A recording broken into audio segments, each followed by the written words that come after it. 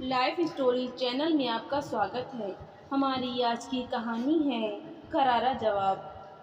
आज रामकिशन जी सुबह उठे तो देखा बेटा बहू अपने बच्चों संग कहीं जाने को तैयार खड़े थे।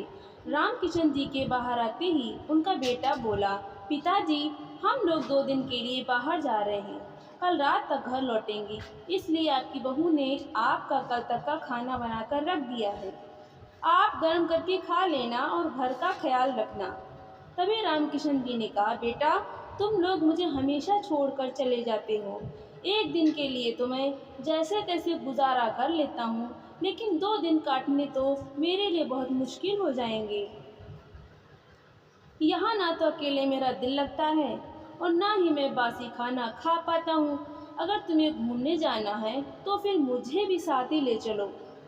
तभी व्यंग भरे शब्दों में उनकी बहू बोली, अरे पिताजी आपसे तो चला भी नहीं जाता, फिर भी आपको घूमने का शौक चढ़ा है, और रही बात खाने की तो इतना तो एडजस्ट आपको करना ही पड़ेगा, आखिर हमारी भी अपनी लाइफ है। तभी उनका बेटा अमित बोला, हाँ पिताजी हम लोग आपके साथ परेशान होना नहीं चाहते, और वैसे भी घर की देखभाल करने के लिए भी तो कोई चाहिए ना, इसलिए आप यहीं घर पर ही रहो, हम बाहर से गेट को ताला लगाकर जा रहे हैं। इतना कहते हुए उनके बेटे और बहू अपने बच्चों के साथ घर से बाहर निकल गए। रामकिशन जी खिड़की के पास जाकर कार में जाते हुए अपने बच्चों को देखने लगे और थोड़ी देर खिड़की से बाहर यूं ही ताकते रहे। फिर उदास मन से रसोई घर में गए और खाना खोल कर देखा तो कैसरोल में रोटियों का ढेर था और सब्जी के नाम पर डोंगे में पतली सी दाल रखी थी। देखते ही मन सोचने लगे कि क्या यही खाना खाकर मैं 2 दिनों तक गुजारा करूँगा। लेकिन फिर जैसे तैसे मन मारकर खाना खाया और कमरे में आकर बैठ गए। तभी अचानक उनकी नज़र अपनी पत्नी की तस्वीर की ओर गई तो आंखों में आंसू उमड़ आए। 6 महीने पहले ही तो उनकी पत्नी का देहांत हुआ था और वे एकदम से अपने भरे पूरे परिवार के होते हुए भी नितांत अकेले हो गए थे। तब से लेकर आज तक हर सप्ताह बासी खाना ही उनके नसीब में लिख दिया गया था। दिन भर अकेले बैठे बैठे उनका दिल नहीं लगता था, लेकिन बात करने वाला भी कोई नहीं होता था। थोड़ी देर टीवी देख लेते, लेकिन टीवी भी भला कितनी देर देखते। सोचा अपने दोस्त से ही फ़ोन पर बात कर लूं, परंतु फ़ोन लगाया तो फ़ोन भी नहीं मिल रहा था। अब तो अकेला घर उन्हें काटने को दौड़ने लगा। थोड़ी देर छत पर जाकर टहल आता हूँ, यह सोचकर वे सीढ़ियाँ चढ़ने लगे, लेकिन देखा कि छत के दरवाजे पर भी ताला लगा था। आखिरकार वापस अपने कमरे में आकर बिस्तर पर लेट गए और सोचने लगे, क्या क्या सपने संजोए थे मैंने कि रिटायरमेंट के बाद अपनी पत्नी के साथ सारी दुनिया घूम लूँगा, सारी जिम्मेदारियाँ खत्म हो जाएंगी तो ज़िंदगी आनंद से जीऊँगा। लेकिन क्या से क्या हो गया, अब तो अपनी यह ज़िंदगी भी मुझे बोझ लगने लगी है। घुटन होती है इस घर में रहकर, केवल एक चौकीदार बनकर ही तो रह गया हूँ मैं, और आलम तो यह है कि बाहर जाकर किसी से बात तक नहीं कर सकता। न जाने क्यों किसी दोस्त का फ़ोन भी नहीं लगता। बैठे बैठे अपनी ज़िंदगी को कोस ही रहे थे कि तभी उनका मोबाइल बज उठा। फ़ोन उठाया तो दूसरी ओर से आवाज़ आई, अरे रामकिशन यार, तो जैसे हमें भूल ही गया है। कभी अपने दोस्तों की याद नहीं आती क्या? हमने तुझे न जाने कितने फ़ोन किए, लेकिन तेरा फ़ोन तो कभी लगता ही नहीं। हाँ यार, ऐसा ही कुछ मेरे साथ भी है।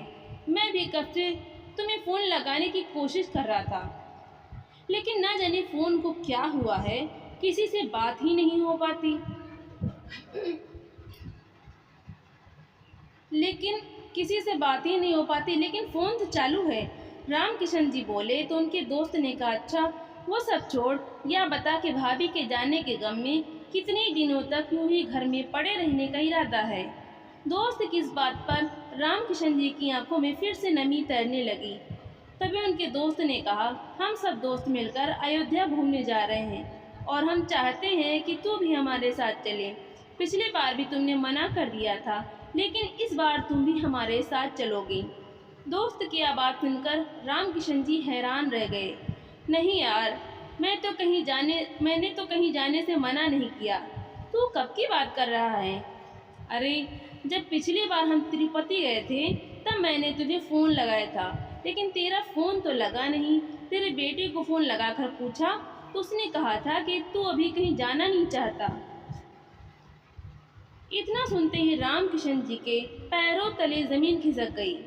फिर उनके दोस्त ने कहा, इसलिए इस बार मैंने तुझसे ही बात करना उचित समझा, लेकिन 2 दिनों से फ़ोन लगा रहा था, तेरा नंबर लग ही नहीं रहा था।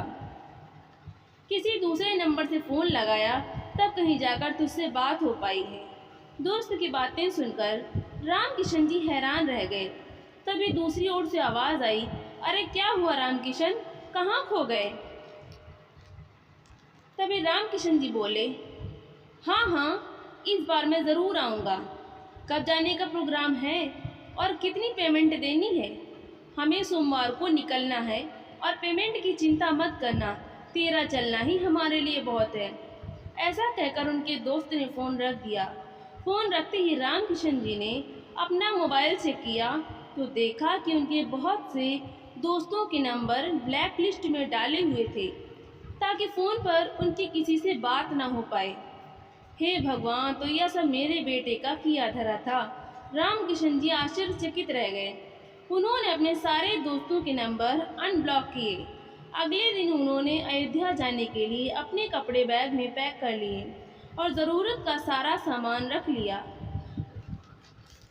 रविवार की रात को बेटा बहू घर पहुंच गए, लेकिन किसी ने अपने पिता के कमरे में जाने की भी जहमत नहीं उठाई।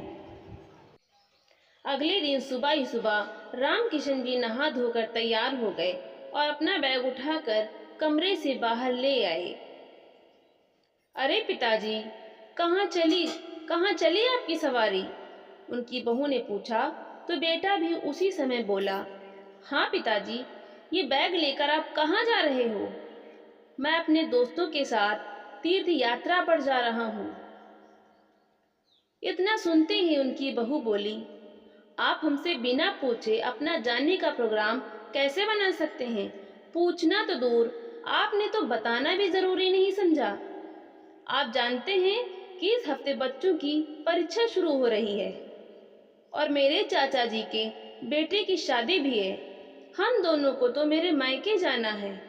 आप चले जाएंगे तो बच्चों और घर की रखवाली कौन करेगा? सोचिए तो सही। तभी बेटा बोला, पिताजी, इस उम्र में कहीं गिर गए तो लेने के देने पड़ जाएंगे, और वैसे भी आपको देने के लिए मेरे पास पैसे नहीं हैं। चुपचाप अपना बैग वापस रखिए और अपने कमरे में बैठ जाइए। शाबाश बेटा, क्या ऑर्डर चलाते हो अपने पिता पर। मुझे तुमसे इसी बात की उम्मीद थी। तुम्हारी माँ क्या गई, मुझे तो तुम लोगों ने चौकीदार समझ लिया। 2 वक्त के खाने के बदले में तुमने तो मुझे मेरी आज़ादी ही छीन ली। मेरे दोस्तों के नंबर भी तुमने ब्लैकलिस्ट में डाल दिए। इतना सुनते ही उनका बेटा बोला, वो पिताजी, मैं तो बस यही चाहता था कि आपको कोई बार बार फोन करके कोई परेशान न करे। अच्छा, अगर इतनी ही चिंता थी मेरी तो इतना ख्याल तुम्हें क्यों ना आया कि 2 दिन बासी खाना खाकर कैसे गुजारा करूँगा। घर में अकेले पड़े हुए तो मेरा भी दम घुटता है। यह तो तुमने कभी नहीं सोचा। घर की चौकीदारी कैसे करनी है वो अब तुम देखो। मैं तो 1 हफ्ते के बाद ही लौटूंगा। रही बात खर्च की, तो सारा खर्च मैं अपने खुद के कमाए पैसों से करूँगा। अब मैं अपनी ज़िंदगी अपने हिसाब से जीऊँगा। मुझे किसी से कुछ पूछने या बताने की ज़रूरत नहीं है। इतना कहकर रामकिशन जी घर से बाहर निकल गए।